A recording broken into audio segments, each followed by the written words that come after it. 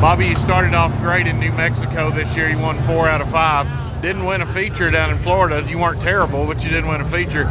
You got to feel really good coming here to a track where you're not really that familiar and pick up a feature win. Definitely, man. Like I've been telling everyone, if I came out here with top 5, that'd be like the win for us.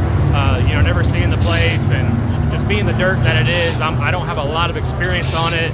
It takes a different car setup, a different driving style, and when we won our heat race, that was like, okay, we did that, but like, how do we compare against these other guys? And when I shot off in the lead in the feature there and kind of was putting some gaps on them, I was like, okay, I got a really good car. I just got to not mess it up. And yeah, it's everything, like I said, if we can win on nights like this where we don't think we're going to win, I'm pretty confident for the rest of the year going forward, I was sitting up there with my sons and I told them, when you drew that number 2, that put you in prime position because every heat race winner started second. Right, except for Devin. He was the only one, So I thought that too. The top, you kind of get a little bit of a downhill advantage on the bottom guy where that starting zone was. And when I shot out in the lead, like I said, the car felt great. Of course, you're going to catch lap traffic if there's no cautions. And when you catch lap traffic, everything changes. Like, you don't have the downforce on your car anymore.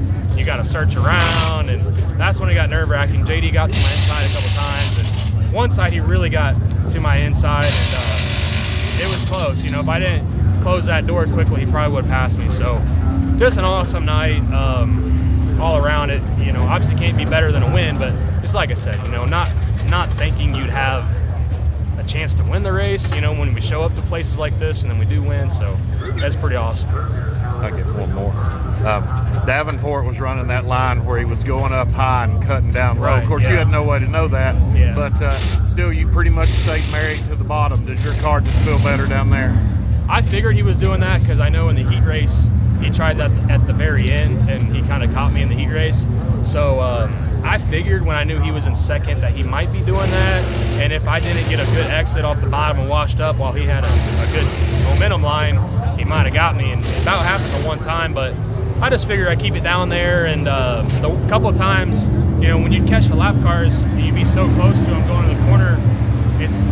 When I tried to dip out the outside of them, they were running just high enough I couldn't get good air entering the corner, and I would almost just drift backwards. So I just man, I'm kind of stuck to the bottom. I'm just gonna ride here, not necessarily block, but just hold off that bottom line. And if someone's gonna pass me, they're gonna have to do something else.